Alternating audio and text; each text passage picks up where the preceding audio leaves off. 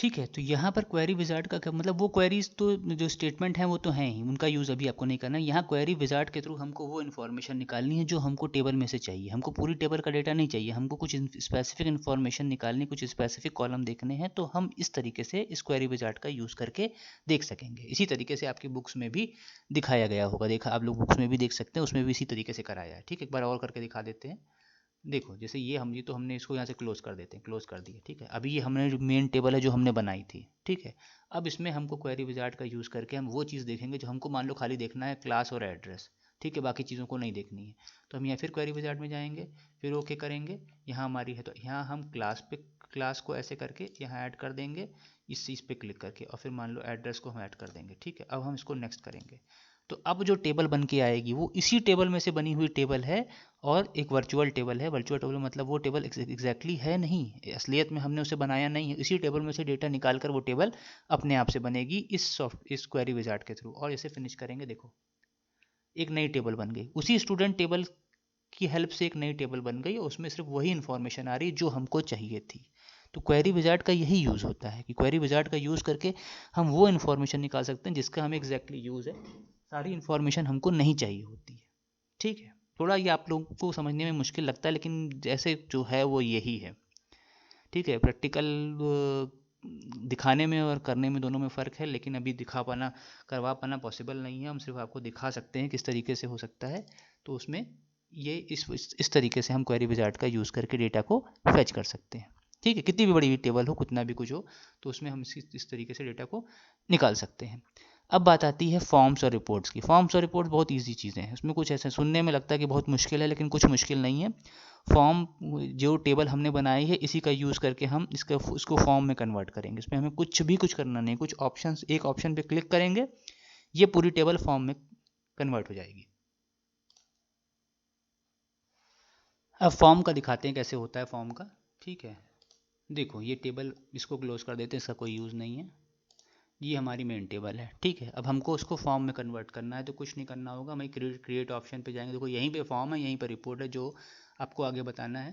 तो कुछ नहीं, बस ऐसे हम फॉर्म पे क्लिक कर देंगे। जैसे हम फॉर्म पे क्लिक करेंगे, जितनी जो जो एंट्री थी, जो हमने 3-4 रिकॉर्ड बनाए थे, तीन रिकॉर्ड बनाए थे, 3 एंट्री की थी, वो एक एक फॉर्म के, वो एक एक पेज के फॉर्म में आ गए। देखो ये हो गया, ये है हमारा पहला रिकॉर्ड। ठीक है, यहाँ नीचे आकर अगर हम यहाँ पे क्लिक करें तो ये हमारा दूसरा रिकॉर्ड, फिर हम क्लिक करें तीसरा रिकॉर्ड। ठीक है, फॉर्म में क्या होता है कि फॉर्म जो ये व्यू है, फॉर्म व्यू से फ़ायदा ये होता है कि हम पूरे डेटा को ऐसे इजी फॉर्म में देख सकते हैं। ऐसे एंट्री करना भी आसान होता है और उसको देखना भी, चेंजेस करना भी आसान होता है। फिर इसमें कुछ के डिज़ाइंस भी होते हैं, इन डिज़ाइंस को भी हम चेंज कर सकते हैं थोड़ा सा, उससे देखने में जो लुक होता है वो चेंज हो जाता है, यहाँ से होता है।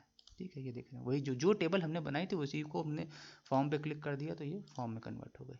तो ये इसके डिज़ाइन भी होते हैं अलग अलग। अब तो ये तो डिज़ाइन तो मैंने आपको दिखाई दी है, डिज़ाइन कोई मैटर नहीं करता है। इसमें हमें चेंजेस करने हो तो हम चेंजेस भी कर सकते हैं। ये ऑटो नंबर है तो ये नहीं होगा, लेकिन मान लो इसमें हमें चेंजेस करने हो तो इसमें चेंजेस कर सकते हैं।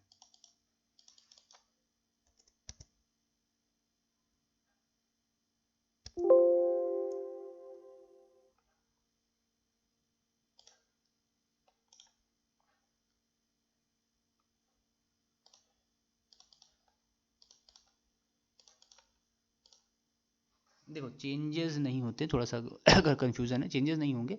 यहाँ देखो, अगर हमें इसमें और एंट्री करनी है, ठीक है, चेंजेस का दूसरा तरीका दूसरा है। अगर हम इसमें और एंट्री करनी है, देखो यहाँ पर न्यू ब्लैंक है, तो अब यहाँ जैसे हमने 4 किए थे, ये चौथा आ गया। हम यहाँ पर मान लो जो भी नाम देना चाहें वो नाम दे सकते हैं।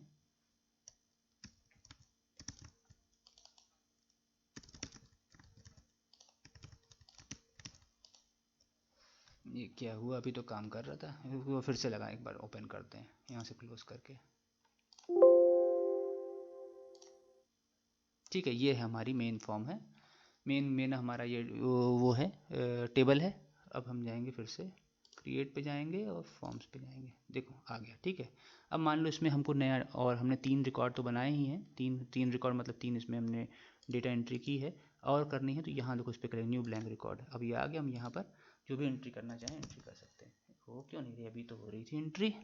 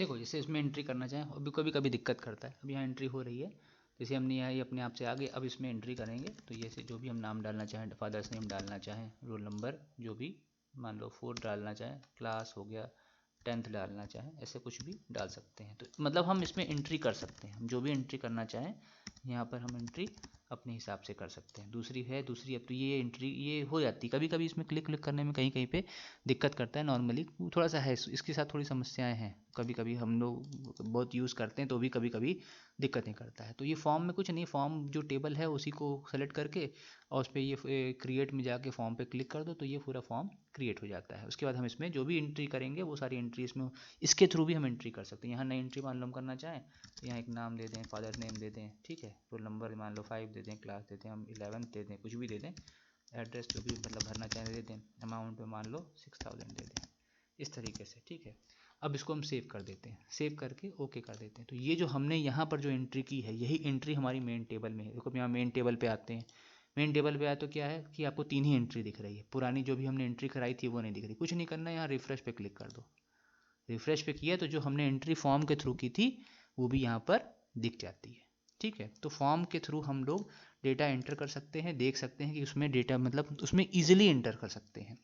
ऐसे हम यहाँ से भी इंटर करेंगे तो भी हो जाता है। फॉर्म का थोड़ा अपना डिज़ाइन है तो थोड़ा देखने में अट्रैक्टिव हो जाता है और इजीली हम डेटा को यहाँ से भी डेटा एंटर करेंगे तो होगा, लेकिन उसमें हम डेटा को रिव्यू करने में और एंटर करने में थोड़ी आसानी हो जाती है, तो इसलिए हम फॉर्म का यूज़ करते हैं।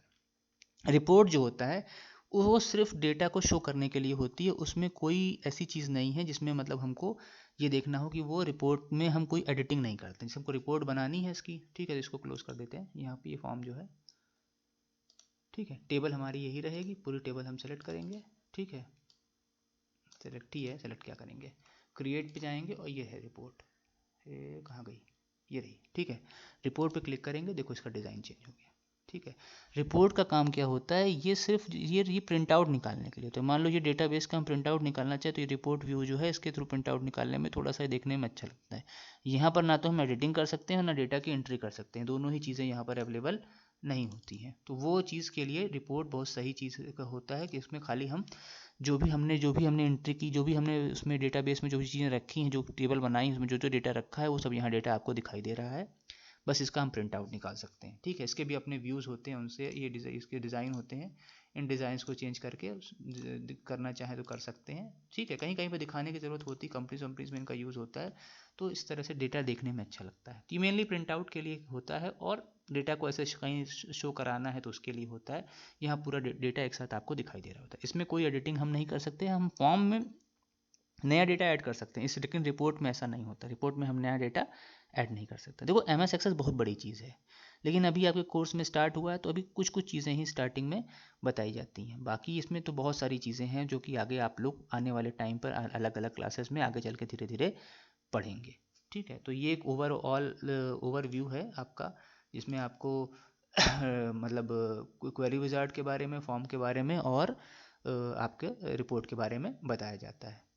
बाकी डेटाबेस बहुत बड़ी चीज़ है और भी बहुत सारी चीज़ें इसमें आगे चल के आएंगी, तो उनको आगे उसके हिसाब से बताएंगे किस तरह की चीज़ें। Okay, thank you.